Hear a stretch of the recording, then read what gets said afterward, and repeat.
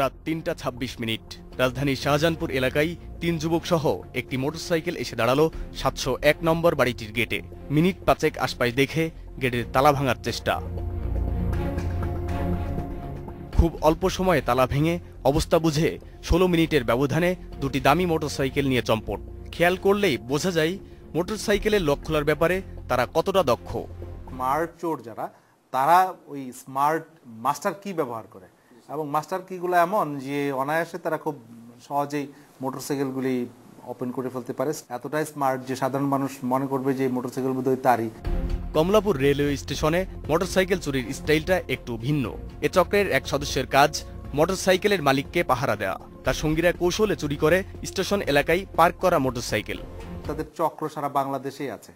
তারা একটা মোটরসাইকেল যদি ঢাকাতে তারা চুরি করে, সেই মোটরসাইকেলটা ডিসপোজাল করার জন্য কখনো ময়মনসিংহ, কখনো ব্রাহ্মণবাড়িয়া, কিছু কিছু ক্ষেত্রে দেখা যায় যে এগুলোর সঙ্গে উচ্চবিত্তর ছেলেরা, university student, private university student, এই ধরনের স্টুডেন্টসরা ইনভলভ হয়ে যায় এবং মোস্টলি আসামি গ্রেপ্তারের পরে দেখা যায় যে ওই স্টুডেন্টসগুলো অ্যাডিক্ট। মোটরসাইকেল চুরির পর তা গোপন করা ও বিক্রির সাথে দেশের বিভিন্ন জেলায় এসব চক্রের সদস্য রয়েছে বলে জানিয়েছে police. Boni Amin, independent news, Dhaka.